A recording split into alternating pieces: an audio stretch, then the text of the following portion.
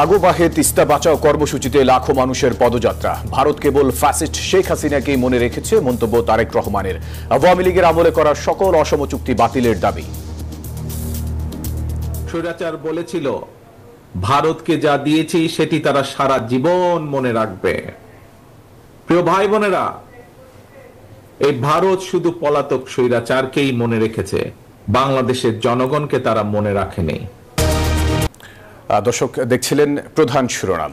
এবারে জানাবো অন্যান্য শিরোনামগুলো।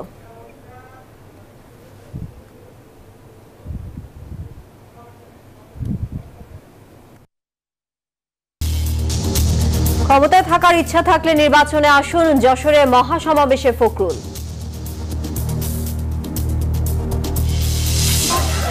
কুয়েটে ছাত্র রাজনীতি বন্ধের দাবিতে শিক্ষার্থীদের দুই গ্রুপের ধাওয়া পাল্টা ধাওয়া। রণক্ষেত্র ক্যাম্পাস, পরিস্থিতি নিয়ন্ত্রণে যৌথ বাহিনী। আওয়ামী লীগ নিয়ে হঠাৎ ভিন্ন সুর। গণহত্যায় জড়িত না থাকা নেতাকর্মীদের নির্বাচনে বাধা নেই, জানালেন উপদেষ্টা আসিফ। 7 দিনের মধ্যে ছাত্রদের নতুন দল। দিল্লিতে বাংলাদেশ ভারত সীমান্ত সম্মেলন শুরু। বিজেপি বিএসএফ বৈঠকে গলতে পারে টানাপোড়েনের বরফ, আশা বিশেষজ্ঞদের। ইউক্রেন ইস্যুতে সৌদিতে রুশ মার্কিন বৈঠক। প্রয়োজনে জেলেনস্কির সঙ্গে কথা বলতে প্রস্তুত পুতিন। না ডাকায় চুক্তিতে স্বীকৃতি দেবে না কিয়েভ। এবং কাল থেকে মাঠে গড়াচ্ছে আইসিসি চ্যাম্পিয়ন্স ট্রফি। পদ্মা উঠবে পাকিস্তান নিউজিল্যান্ডের ম্যাচ দিয়ে। বাংলাদেশ ভারত লড়াই 20 ফেব্রুয়ারি। যাচ্ছি পুরো খবরে। তিস্তা নদীর ন্যায্য হিস্যার দাবিতে শেষ হলো বিএনপির টানা 48 ঘন্টার কর্মসূচি জাগো বাহে তিস্তা বাঁচাই।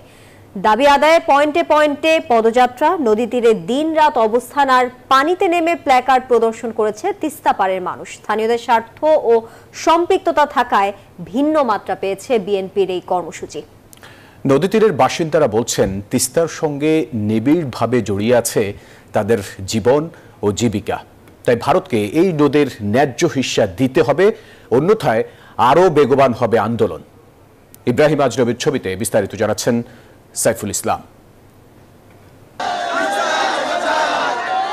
জাগো বাহে তিস্তা বাঁচাই কর্মসূচি ঘিরে টানা 2 দিন ধরে বিএনপি নেতাকর্মীদের সরব উপস্থিতি। পানির ন্যায্য হিস্যার দাবিতে উত্তর জনপদে এই প্রথম এত বড় শোডাউন করল দলটি। এই কর্মসূচিকে কেন্দ্র করে ব্যাপক উৎসবমুখর পরিবেশ সৃষ্টি হয় তিস্তা পারে। তিস্তা নদী রক্ষা আন্দোলনের ব্যানারে নদী বেষ্টিত লালমনিরহাট, কুড়িগ্রাম, নীলফামারী, রংপুর ও গাইবান্ধা জেলার 11টি পয়েন্টে 48 ঘন্টা অবস্থান করেন উত্তরবঙ্গের লাখ লাখ মানুষ। তিস্তা পারের অধিবাসীদের দাবি, নদীর সঙ্গে নিবিড়ভাবে জড়িয়ে আছে এই এলাকার মানুষের জীবন ও জীবিকা। বলেন যে তিস্তা একসময় উত্তর জনপদের আশীর্বাদ ছিল, ভারতীয় আগ্রাসনের কারণে তা এখন পরিণত হয়েছে অভিশাপে। এখানে তিস্তা মহাপরিকল্পনা আছে, সেটার আমরা বাস্তবায়ন চাই এবং বর্ষা হলে ভারত থেকে পানি ছেড়ে দেওয়া হয়, সেটা যেন না হয়। এই তিস্তার ন্যায্য পানি, ন্যায্য হিস্যা আমাদেরকে যেন দেওয়া হয়। পদযাত্রার পর নদীতে নেমে নানা দাবি সম্বলিত প্ল্যাকার্ড প্রদর্শন করেন আন্দোলনকারীরা।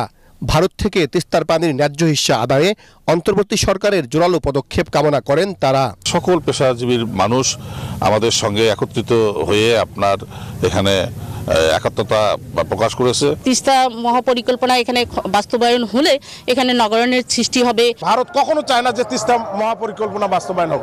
তিস্তা নদী রক্ষা আন্দোলনের আহ্বায়ক আসাদুল হাবিব দুলু জানান, তিস্তাকে বাঁচাতেই তাদের এই আন্দোলন। দরকার হলে ভবিষ্যতে দেয়া হবে আরো কঠোর কর্মসূচি। পতিত সরকারের নতজানু পররাষ্ট্রনীতির কারণে তিস্তা চুক্তি স্বাক্ষরিত হয়নি।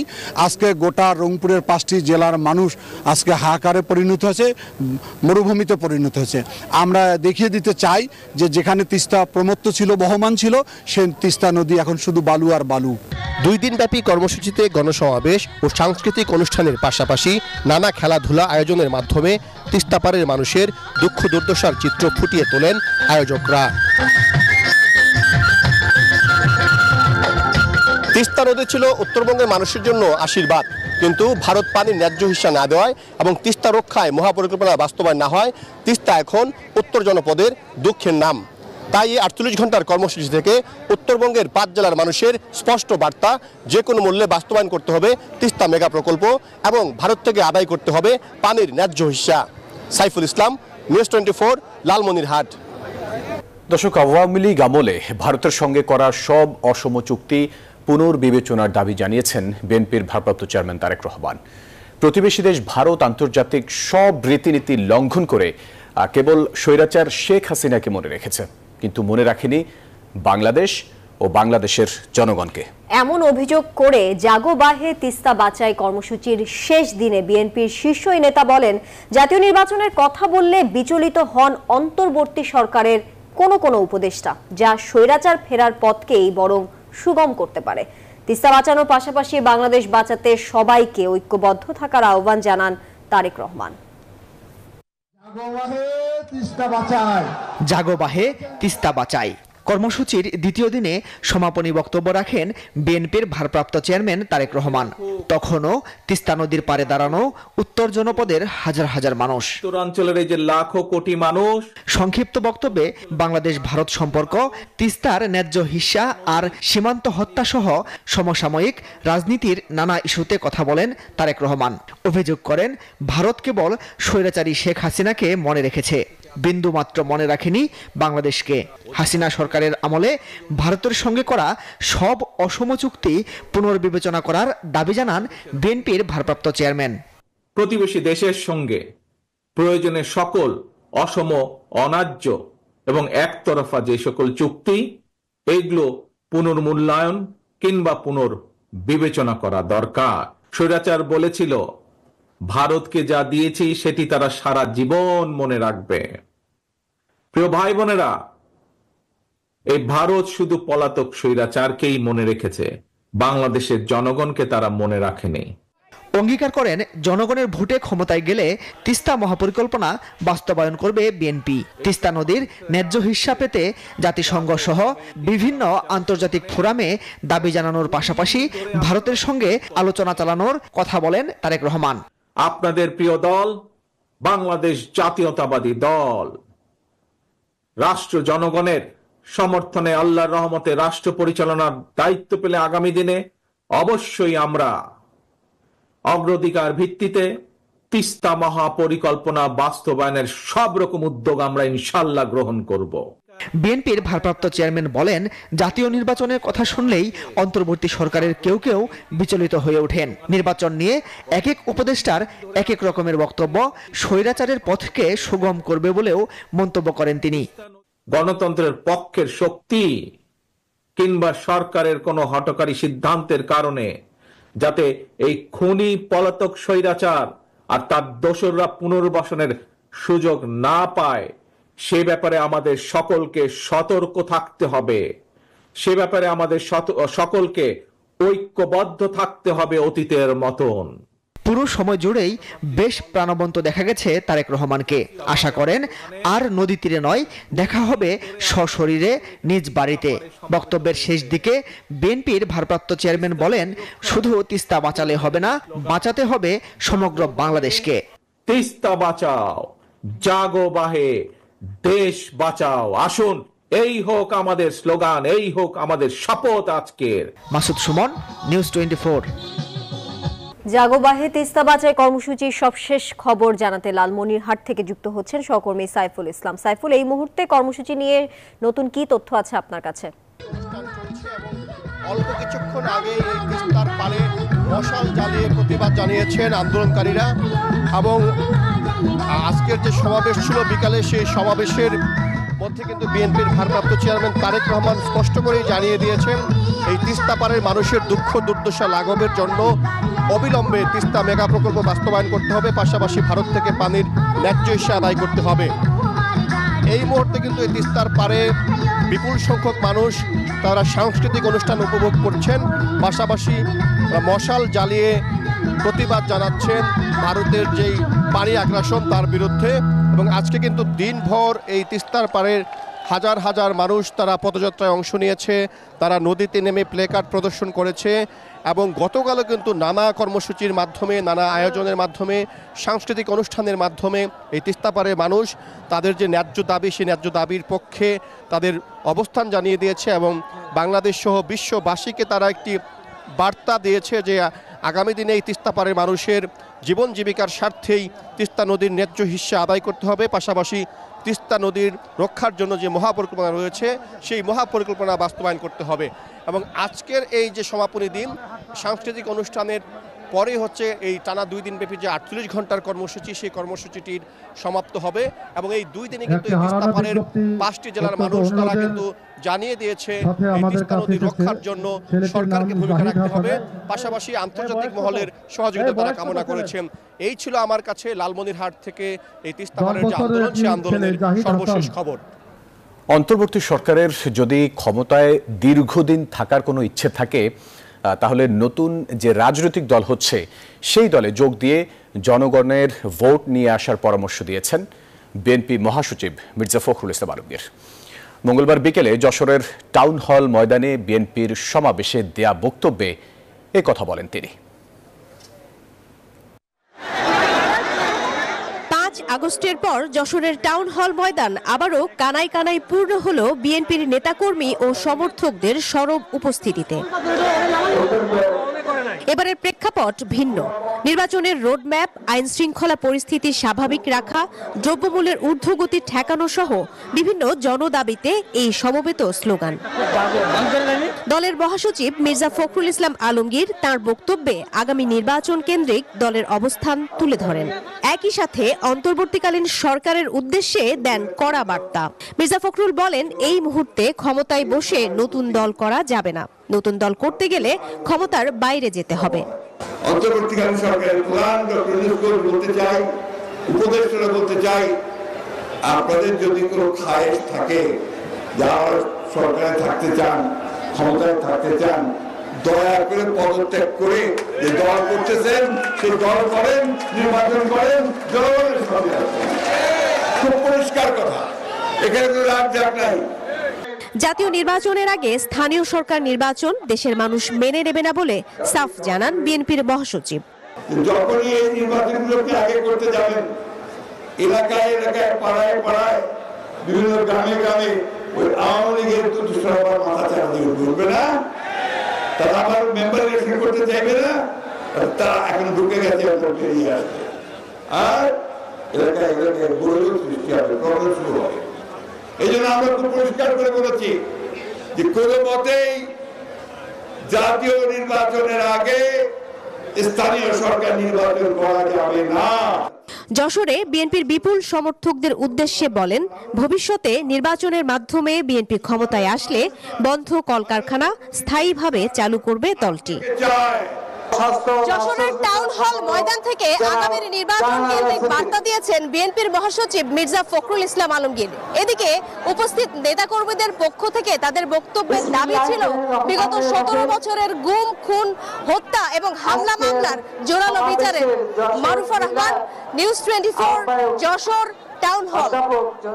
জামাতে ইসলামী সহকারী সেক্রেটারি জেনারেল এটিএম আজহারুল ইসলামের মুক্তি না হওয়া পর্যন্ত রাজপথে থাকার ঘোষণা দিয়েছেন জামাতে ইসলামের আমির ডক্টর শফিকুর রহমান।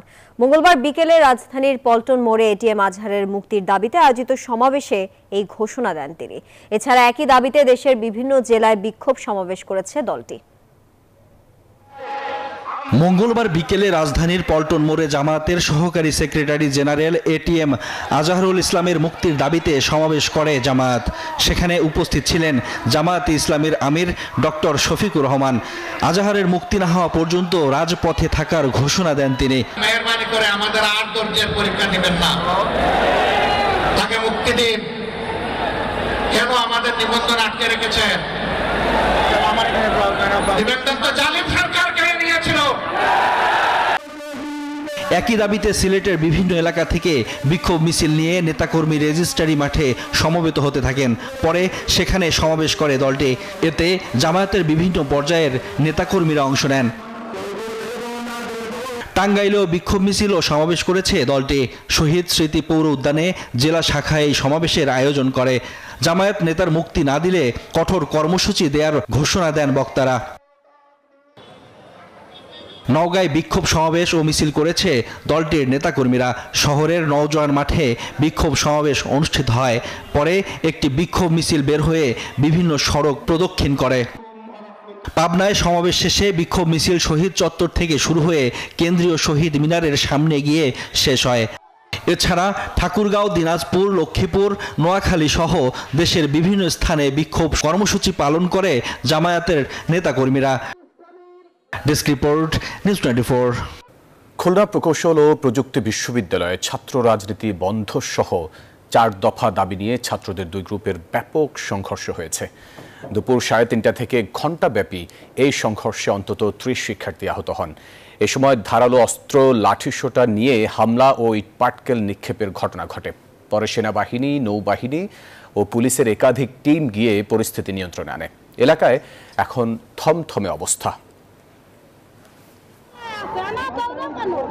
ছাত্র রাজনীতি বন্ধ সহ 4 দফা দাবিতে সাধারণ শিক্ষার্থীরা মঙ্গলবার দুপুরে উপাচার্যের বাসভবনের সামনে অবস্থান নেয়। তারা বিকাল 5টার মধ্যে দাবি বাস্তবায়নে আলটিমেটাম দেয়।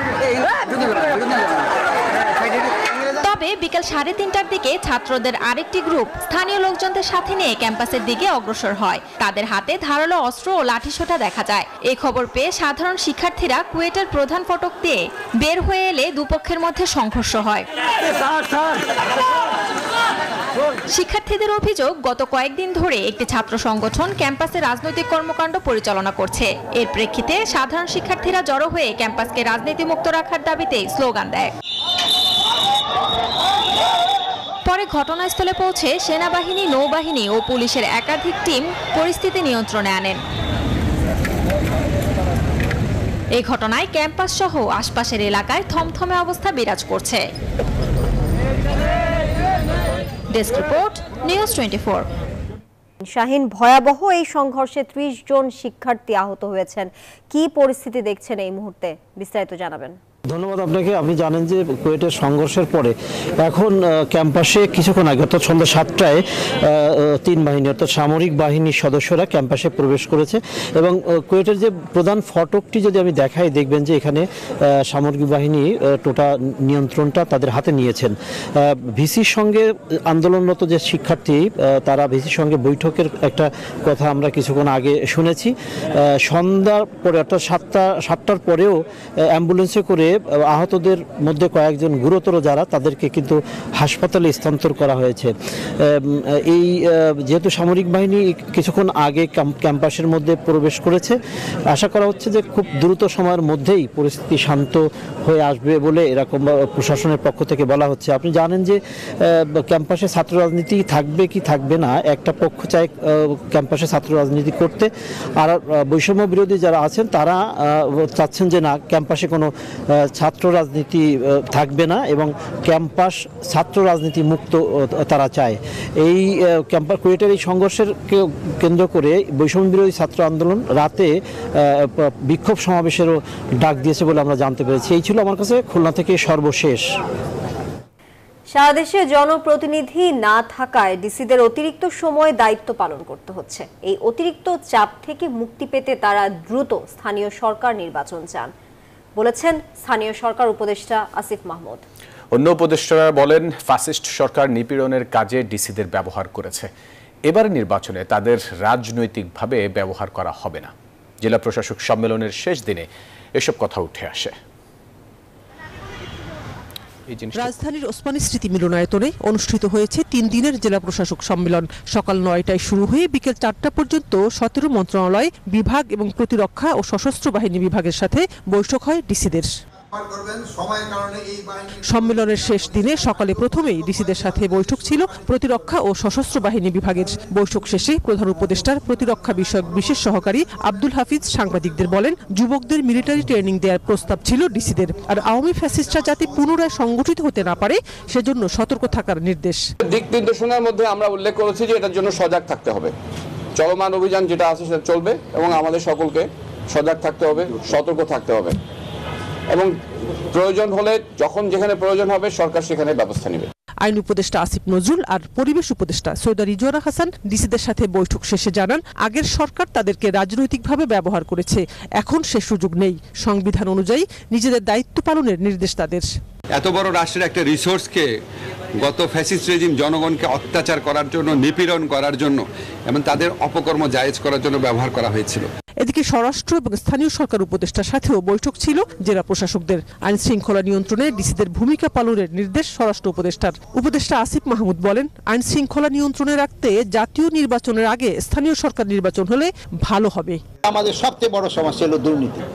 এটা সব লেভেলে থেকে কমে আনতে হবে। এই জন্য আমি আপনাদেরও সাহায্য এবং সহযোগিতা চাই। আইন শৃঙ্খলা নিয়ন্ত্রণের ব্যবস্থাতে আইন শৃঙ্খলা মোটামুটি স্যাটিসফ্যাক্টরি, বাট এটা আরো উন্নতির অবকাশ রয়ে গেছে। স্থানীয় সরকার নির্বাচন করার মাধ্যমে সেখানে জনপ্রতিনিধি, প্রকৃত জনপ্রতিনিধিদেরকে নিয়ে আসা উচিত। আর আপনারা যে জানেন এই বিষয়ে সর্বশেষ যে ঐকমত্য কমিশনের মিটিং ছিল সেখানেও আলোচনা হয়েছে। প্রকৃত মৎস্যজীবীরা যাতে সরকারি অনুদান এবং সুযোগ সুবিধা থেকে বঞ্চিত না হয় সে ব্যাপারে কাজ করতে ডিসিদের নির্দেশনা ছিল মৎস্য প্রাণী সম্পদ উপদেষ্টার সাথে বৈঠকে। শানাজি ইয়াসমিন, নিউজ 24, ঢাকা। দিল্লিতে চলমান বাংলাদেশ ভারত সীমান্ত সম্মেলনে দুদেশের টানাপোড়েনের বরফ গলার সম্ভাবনা দেখছেন বিশ্লেষকরা। এদিকে সীমান্তবাসীর কথা শোনার তাগিদও দিচ্ছেন তারা। তবে কতটা সমাধান আসবে তা নিয়ে রয়েছে সংশয়। অবশ্য পররাষ্ট্র উপদেষ্টা আশাবাদী, মনে করেন আলাপেই রয়েছে সমাধানের পথ। প্রমা চৌধুরী জানাচ্ছেন বিস্তারিত। সীমান্তবর্তী এলাকা শান্ত আর অশান্ত হয়ে ওঠার খেলা বহু পুরনো। কখনো কখনো গোলাগুলির শব্দে সারাক্ষণ কাটে স্থানীয়দের। হামলা, চোরাচালান নৈমিত্তিক ব্যাপার। এসেছে নতুন বাংলাদেশ, কিন্তু সীমান্ত উত্তেজনা যেন থামবার নয়। সম্প্রতি ভারতের অবৈধ কাঁটাতারের বেড়া নির্মাণ নিয়ে সংকট বেড়েছে। ঘটনা গড়িয়েছে দুই দেশের হাই কমিশনার পর্যন্ত। এমন পরিস্থিতির মাঝে দিল্লিতে শুরু হয়েছে বিজিবি বিএসএফ এর 55তম উচ্চ পর্যায়ের সম্মেলন। আওয়ামী লীগ সরকারের পতনের পরে দুদেশের মধ্যে প্রথম কোনো শীর্ষ পর্যায়ের বৈঠক এটি। বাংলাদেশের বাস্তবতা এখন ভিন্ন। বৈরী অবস্থানে ভারত। দুদেশের টানাপোড়েনের সমাধান কোথায়? বিশ্লেষকরা মনে করেন বরফ গলার একটা সুযোগ এই সীমান্ত সম্মেলন। দুই দেশের সাম্প্রতিক প্রেক্ষাপটে টানাপোড়েন একটু আছে, এটা আমরা স্বীকার করছি, এবং সেই কারণেই আলাপ আলোচনাটা চালিয়ে যাওয়াটা গুরুত্বপূর্ণ। সেই প্রেক্ষাপট থেকে আমার ধারণা এই বৈঠকটা একটু বিশেষ গুরুত্ব বহন করে। এই কূটনীতি বিশ্লেষক মনে করছেন সীমান্তবর্তী মানুষের সঙ্গেও কথা বলতে হবে। তারা কেমন সমাধান চান বুঝতে হবে সেই দিকটাও। পররাষ্ট্রনীতির সব বিষয়গুলোই মনে রাখতে হবে যে অনেক সময় সরকার কেন্দ্রিক হয়ে যায়। জনগণের সাথে কতখানি কনসালটেশন করে এই আলোচনা হয় কিনা, কারণ এটা অনেকটা নিয়ম হিসাবে আলোচনা বসে দুপক্ষ, এবং অনেকটা কি বলা হয় বসার জন্যই বসে মনে হয়। এই জায়গায় পরিবর্তন যদি আনতে হয় তাহলে আরও সিরিয়াসলি আমার মনে হয় জনগণের স্টেক হোল্ডার যারা আছেন যে কনসালটেশন দরকার। সীমান্ত সম্মেলনে কতটা সমাধান আসবে তা নিয়ে সংশয়ের কথাও জানাচ্ছেন বিশেষজ্ঞরা। তবে ইতিবাচক মনোভাব দেখিয়েছেন বাংলাদেশের পররাষ্ট্র উপদেষ্টা। এক সাক্ষাৎকারে তার আহ্বান ভারত যেন নতুন বাংলাদেশের বাস্তবতা মেনে নেয়। আলাপ আলোচনার মাধ্যমে আসতে পারে সকল সমাধান। প্রমা চৌধুরী, নিউজ 24, ঢাকা। নির্বাচনের স্পষ্ট দিন তারিখ জানতে না পারায় শিল্পে দেশি বিদেশি নতুন বিনিয়োগ উৎসাহিত হচ্ছে না। দুপুরে রাজধানীর একটি হোটেলে আয়োজিত সংবাদ সম্মেলনে এমন মন্তব্য করেছেন টেক্সটাইল মিল সমিতি বিটিএম এর সভাপতি শওকত আজিজ রাসেল। টেক্সটাইল মেশিনারি মেলা উপলক্ষে আয়োজিত সংবাদ সম্মেলনে বিটিএম এর সভাপতি আরো বলেন, বিগত 6 মাসে নতুন করে কোনো প্রতিষ্ঠানকে অর্থায়ন করতে পারেনি দেশের ব্যাংকগুলো। সংবাদ সম্মেলনে জানানো হয়, আন্তর্জাতিক কনভেনশন সিটি বসুন্ধরা আইসিসিবিতে আগামী 20 থেকে 23 ফেব্রুয়ারি পর্যন্ত 4 দিন ব্যাপী এই মেলা চলবে। এবার আসরে 33 দেশের 1100টি ব্র্যান্ডের প্রায় 1600টি স্টল থাকবে।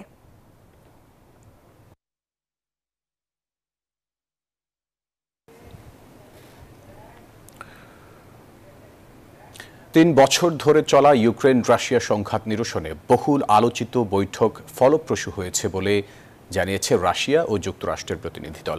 আয়োজক দেশ সৌদি আরবে আমন্ত্রিত না হওয়ায় ছিলেন না ইউক্রেন বা ইউরোপের কোনো প্রতিনিধি। ক্রেমলিন জানিয়েছে, রুশ প্রেসিডেন্ট ভ্লাদিমির পুতিন প্রয়োজনে জেলেনস্কির সাথে কথা বলতে প্রস্তুত, আর ইউক্রেনকে বাদ দিয়ে আলোচনা থেকে প্রাপ্ত কোনো চুক্তিকে স্বীকৃতি দেবেন না বলে জানালেন president Vladimir Zelensky. Ukraine Russia যুদ্ধে ৩ বছর পর প্রথমবার সরাসরি আলোচনার টেবিলে ওয়াশিংটন মস্কো। দুই পক্ষের আলোচনায় উঠে এসেছে যুদ্ধের অবসানের পথগুলো এবং দুই দেশের কূটনৈতিক সম্পর্ক পুনর্বহালের বিষয়। রিয়াদের বৈঠকে যুক্তরাষ্ট্রের প্রতিনিধি দলের নেতৃত্ব দেন মার্কিন পররাষ্ট্রমন্ত্রী মার্কো রুবিও, আর রুশ দলের নেতৃত্ব দেন সার্গেই ল্যাভরভ। ওয়াশিংটন ও মস্কোর মধ্যে এই আলোচনার আয়োজক সৌদি আরবের পররাষ্ট্রমন্ত্রী প্রিন্স ফয়সাল বিন ফারহান আল সৌদ এবং জাতীয় নিরাপত্তা উপদেষ্টা মোসাদ বিন মোহাম্মদ আল আইবান। বৈঠকে রুশ ইউক্রেন যুদ্ধ শেষ করার বিষয়টি গুরুত্বপূর্ণ হিসেবে দেখছে যুক্তরাষ্ট্র। অন্যদিকে মস্কো বলছে যুক্তরাষ্ট্রের সাথে সম্পর্ক স্বাভাবিক করতে এই আলোচনা। এদিকে ক্রেমলিন জানিয়েছে রুশ প্রেসিডেন্ট ভ্লাদিমির পুতিন প্রয়োজনে জেলেনস্কির সাথে কথা বলতে প্রস্তুত, আর ইউক্রেন ছাড়া শান্তি চুক্তিতে স্বীকৃতি দেবেন না সাফ জানিয়ে দিয়েছে জেলেনস্কি। মঙ্গলবার 18 ফেব্রুয়ারি স্থানীয় সময় সকাল 10:30টার দিকে রিয়াদের দিবিয়া প্যালেসে সৌদি আরবের মধ্যস্থতায় রাশিয়া ও যুক্তরাষ্ট্রের মধ্যে এই বৈঠক শুরু হয়। জার্মান চ্যান্সেলর ওলাফ শলস জানান, কিয়েভের নিরাপত্তা ও শান্তি নিশ্চিতে যুক্তরাষ্ট্র ও ইউরোপের হাতে হাত মিলিয়ে কাজ করা উচিত। চন্দ্রা, নিউজ 24। নিউজ 24 সংবাদে স্বাগত আরো একবার। এবারে জানাবো খেলার সংবাদ।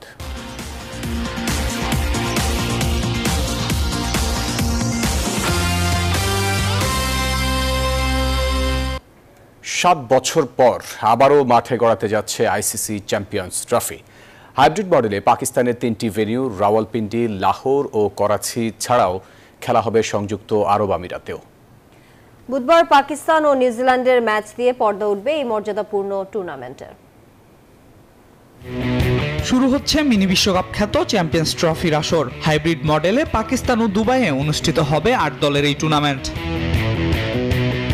স্বাগতিক পাকিস্তানের সঙ্গে 15 ম্যাচের এই আসরে অংশ নিচ্ছে ভারত, নিউজিল্যান্ড, বাংলাদেশ, দক্ষিণ আফ্রিকা, ইংল্যান্ড, অস্ট্রেলিয়া ও আফগানিস্তান। দুটি ভিন্ন গ্রুপে গড়াবে খেলা, যেখানে এই গ্রুপে পড়েছে বাংলাদেশ। টাইগারদের 3 প্রতিপক্ষ ভারত, নিউজিল্যান্ড ও স্বাগতিক পাকিস্তান। বি গ্রুপের 4 দল অস্ট্রেলিয়া, ইংল্যান্ড, দক্ষিণ আফ্রিকা ও আফগানিস্তান। 1998 সালে আইসিসি নকআউট ট্রফি নামে এই টুর্নামেন্ট শুরু হয়। আয়োজক ছিল বাংলাদেশ। 9 দলের লড়াইয়ে সেবার চ্যাম্পিয়ন হয় দক্ষিণ আফ্রিকা। দ্বিতীয় আসরও ছিল একই নামের, তবে ছিল 11টি দল। সেই আসরে চ্যাম্পিয়ন হয় নিউজিল্যান্ড। 2002 সালে তৃতীয় আসরে এসে নাম বদলে করা হয় চ্যাম্পিয়ন্স ট্রফি। সেবার যৌথভাবে চ্যাম্পিয়ন হয় ভারত ও শ্রীলঙ্কা। 2004 সালে চ্যাম্পিয়ন ওয়েস্ট ইন্ডিজ। এর পরের 2 আসরে অস্ট্রেলিয়া। 2013 সালে ভারত, আর সর্বশেষ 2017 সালের আসর সেরা পাকিস্তান। এরপর 7 বছর মাঠে গড়ায়নি ক্রিকেটের এই আসর। এবার ফের পাকিস্তানে বসছে এই প্রতিযোগিতা। 19 ফেব্রুয়ারি পর্দা উঠবে, ফাইনাল 9 মার্চ। 19 দিনের লড়াইয়ে মোট match 15টি। Al Mahmud Fahim, news 24। News 24 সংবাদ এখন এই পর্যন্তই। এতক্ষণ সাথে থাকার জন্য ধন্যবাদ সবাইকে।